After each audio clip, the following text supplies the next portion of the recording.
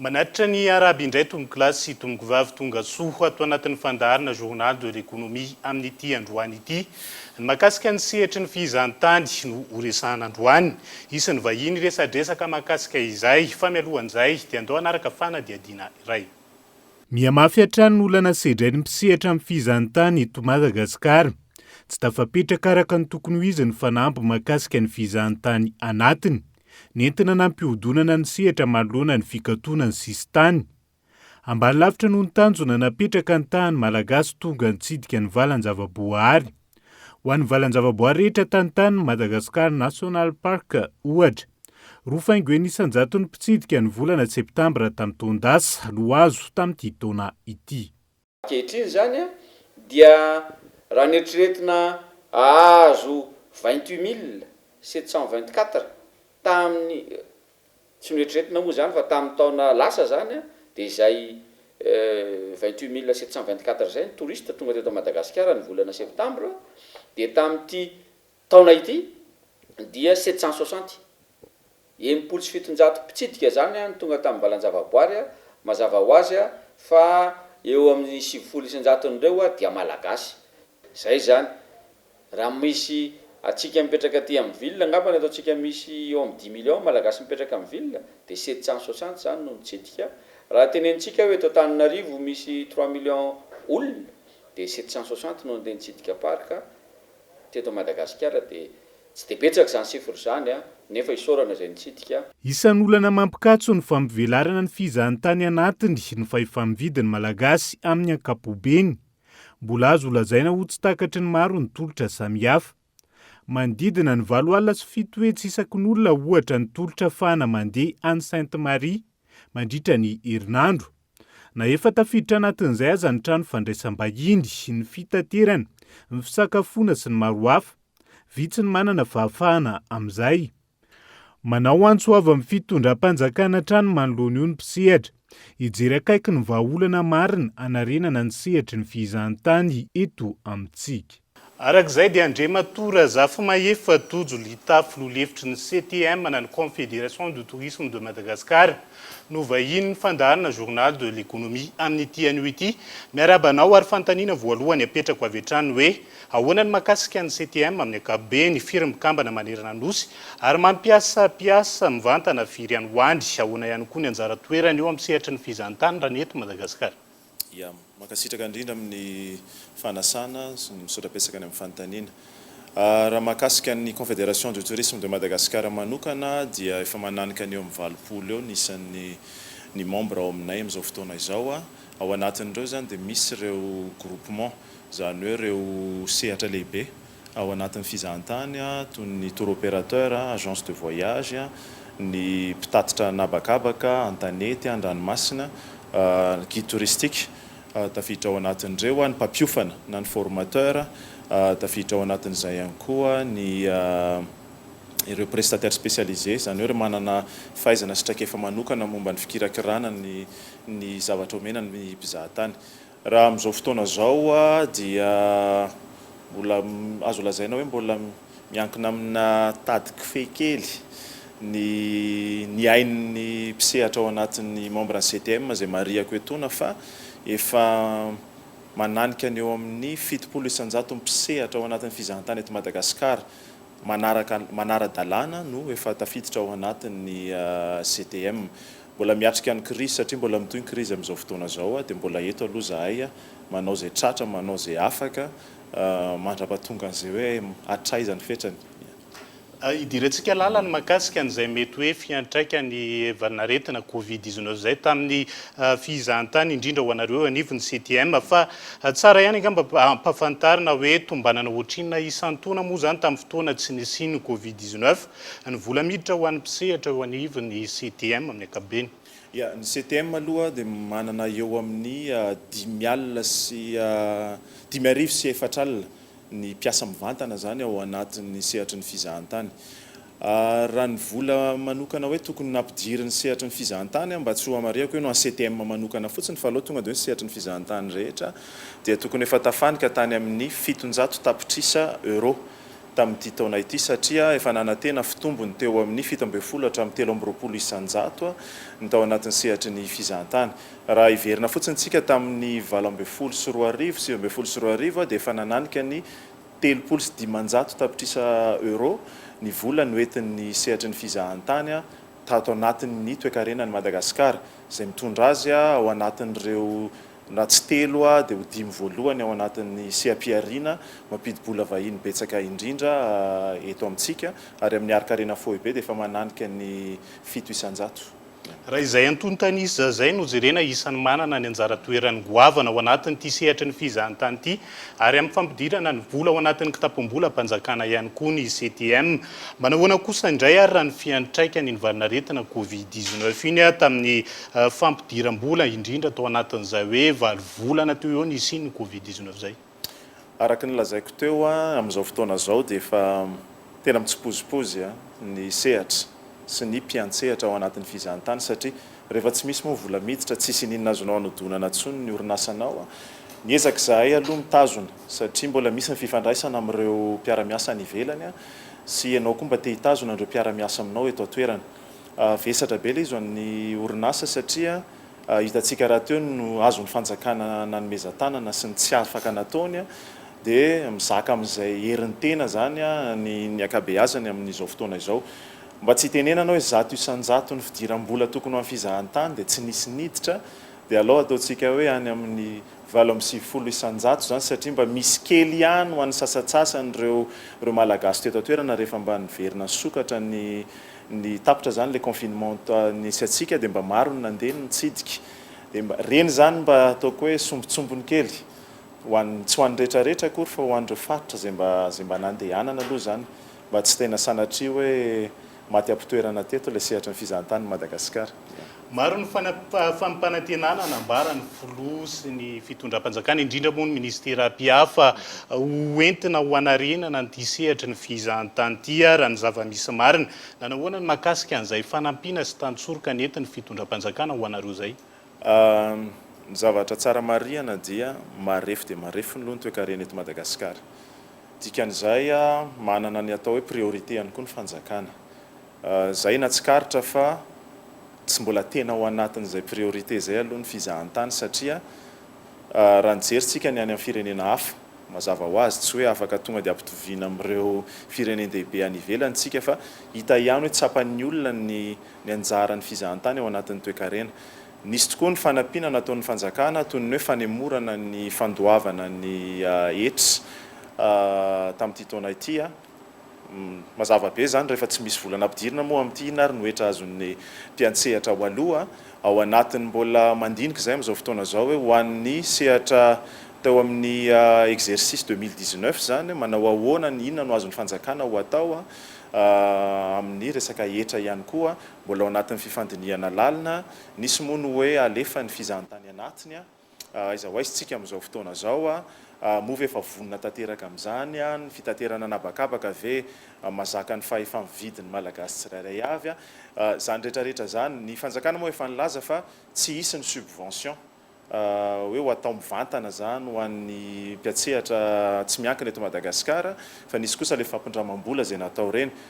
Tsy afaka ny andainga nefa zay satria amin'izao fotoana zao dia mbola tsy lazaina hoe tsy mihoatra ny 3 isanjato akory ny olona efa nahazo antso tamin'ireny banky ireny, mba tsy ilazako manokana fotsiny raha tsy ny guide touristique sy ireo orinasa madinika sy salatsalany ao anatin'ny tour opérateur sy ny hôtellerie restauration dia mbola maro dia maro ny tsy nahazo antso.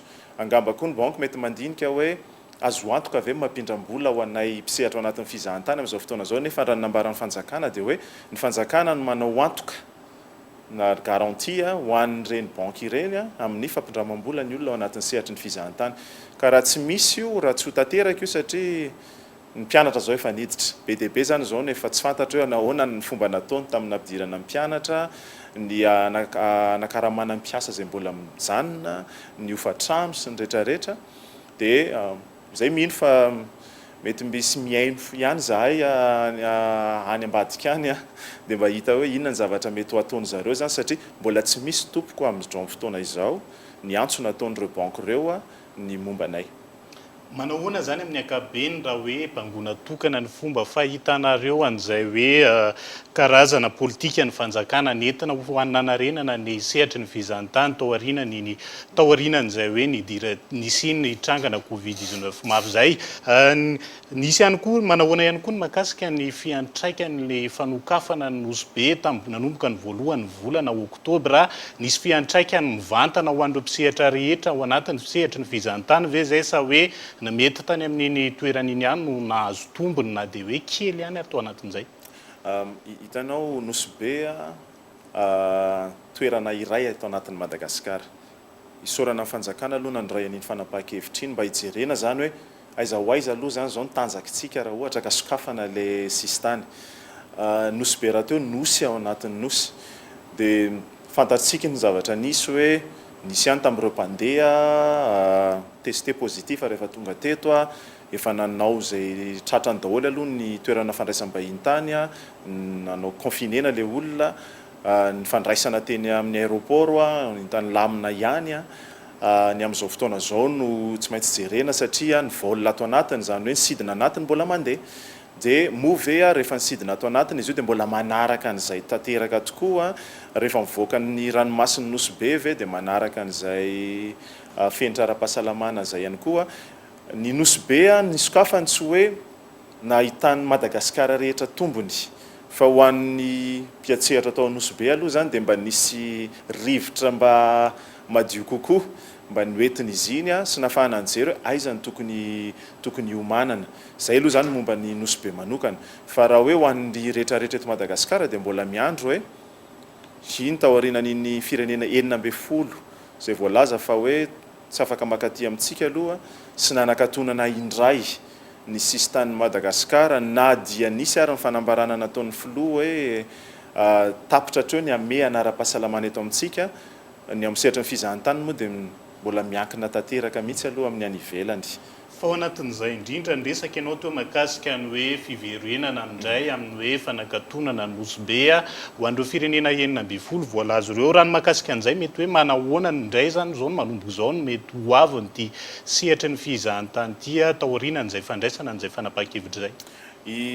Ny CTM amin'izao fotoana zao miaraka amin'ny Office National ny fizahantany ONTM miaraka amin'ireo mpiara-miombona antoka ny Union Européenne indrindra dia manao étude zany na hoe visy fampahafantarana manokana hoe inona marina moa zany ny vokatra hoentintsika indray ho an'ireo mpizahatany ireo na ny anatiny na ny avy any ivelany ao aorianan'ity Covid ity na koa raha mbola mitohy ity Covid ity dia ahoana ny atao. Dia mandeha mijery amin'izao fotoana zao mihitsy hoe reto ny vokatra mety ety isaky ny faritra. Nitranga nefa iny hoe fanakatonana indray aloha ny frontière antsika eto Madagasikara iny tsy azo anomezatsiny fanjakana ilay izy satria le any ivelany mihitsy no niakatra be le tahan'ny olona voa ka raha ohatra sanatria tsy voafehy eto amintsika mety ny atsika koa nisy deuxième vague sanatria.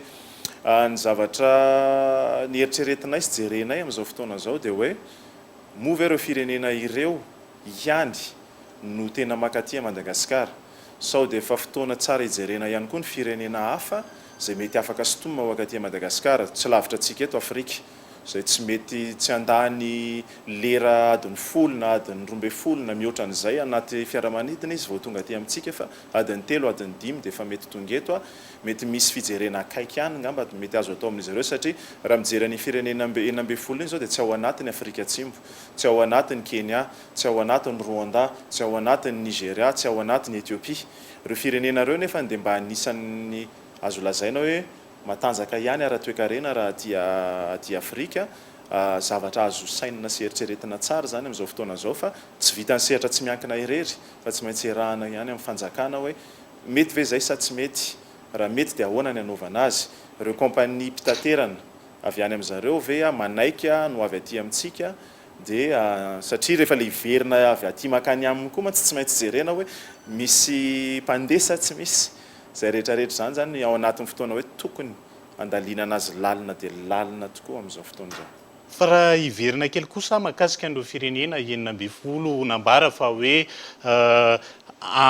mamerantsika ny fifandraisana amin'ireo manahoana kosa ny hoe karazana mazava-dehibe andreo amin'ny sehatry ny fizahan-tany eto Madagasikara. Reo raha teo voalaza fa ny 7 amin'ireo dia firenena Europiana ary isany tena mpitsidika ny Madagasikara be indrindra. Araka ny voalazanao zay, reo ny tena mamaritra mba tsy tenenantsika ny 20 isanjato ny mpizahatany aloha mbola tonga eto Madagasikara. Manery atsika ihany izy io hijery stratégie hafa hoe ionona amin'ireo ve tsika, satria raha isan'ny Covid-20 ny 21 dia ionona amin'ireo ve tsika satria zareo ny tena vomafia, zareo nefany raha ny fizahantany anatiny azo ny atao tsara ary tena mampidi-bola betsaka ho anazy. Raha tsy resaka fa tsy ny frantsay fotsiny any antsika betsaka amin'ny frantsay mihoatra ny atsasany ange alohan'ny mitsidika ny la Frantsa aloha zay vao mandeha mitsidika firenena hafa, afaka mampiodina ny toe-karenany zany zay zavatra zay.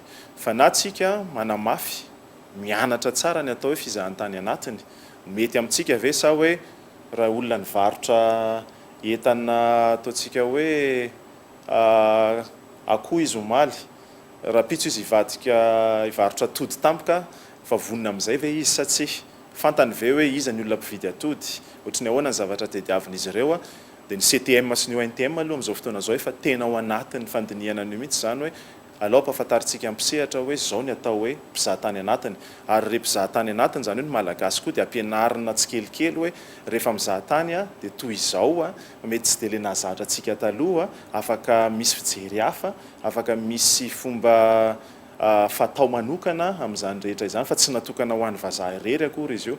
Indrisy moa zany amin'izao fotoana izao fa lasa hoe ay ve afaka nitodika amin'ny malagasy ihany ny mpiantsehatra ao anatin'ny fizahantany, fa tsisy nanapo hoe hitranga izao zavatra rehetra misy izao dia tsy maintsy izay eo am-pelantananao aloha tsy maintsy ahetsika, ary rehefa hitanao le izy fa kay tena sarobidy sady mavesa-danja dia vao may manitona.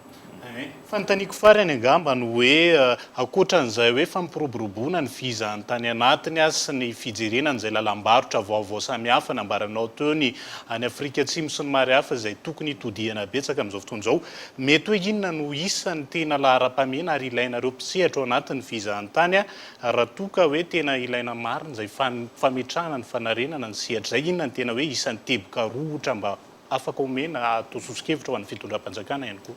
Ao aloha voalohany indrindra zay efa verinay matetika ity ny hoe politika mpanjakana momba ny fizahantany, ny tontolo iainana sy ny fampandrosoana maharitra. Mila jerena ifotony izy io hoe ireto ny tolotra ananantsika, mandra-paharoviana ireo tolotra ireo ny aharitra. Izao fotoana izao hitantsika fa na setroka eto Antananarivo raha dia rakotra tanteraka ny lanitra satria maloto ilay tontolo iainana. Inona no mety mahatonga an'izany? Ny ankabeazan'ireo ala izay simba ireo vakoka an'ireo izay any anatin'izy ireo no zavatra anisan'ny aseho antsika amin'ireo mpizahatany ireo. Ary raha tsy misy zany ny politika nasionaly fizahantany sy ny tontolo iainana afaka hiaro an'ireo zavatra rehetra ananantsika ireo, dia lasa tsy voarotsika hatramin'ny olona, satria ilay olona ny lehibe indrindra sy sarobidy indrindra. Ao anatin'izay ihany koa dia misy ny hoe ahoana ny politika fampahafantarana ny Madagasikara vaovao na ny promotion de la destination Madagasikara any ivelany. Ionona amin'ilay fomba fatao hatramin'izay ve tsika?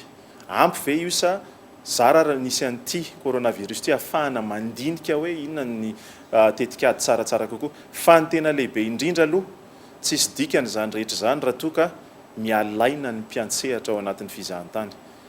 Na dia marefo tokoa aza ny toe-karena, raha mbola misy ihany ny azo atao ireo sehampiariana izay anisan'ny mampidi-bola betsaka ny Madagasikara dia tokony tsy ataon'ny fanjakana ambany zavatra ihany ny fanohanana azy arak'izay mety, na ny fanohanan'ireo banky ireo amin'ny mpiantsehatra tsy miankina eto Madagasikara, satria mba tsy tenenana fotsiny hoe raha 3 hetsy 300,000 ny emploi indirect na ny asa tsy mivantana ao anatin'ny fizahantany dia fantaritsika tsara zany fa fianakaviana eo amin'ny 10 hetsy sy 2 tapitrisa no miaina ao anatin'izany. Ka raha toa zany 10 hetsy sy 2 tapitrisa no tavelantsisiny dia asa hanao ahoana ihany tsika eto ity zany ara-tsosialy, ara-toe-karena, ara-tontolo iainana. Feno dia feno tokoa ny fanazavana nentinao mahakasika an'izay olany sehatra ny fizahantany sy ny karazana sosokevitra ho fanarenana ny sehatra izay. Ankasitrahana feno ianao ny vahiny tato anatin'ny fandaharana Journal de l'économie. Torak'izay ihany koa anao manaraka ny fandaharana hatramin'ny farany veloma tompoko. Veloma tompoko.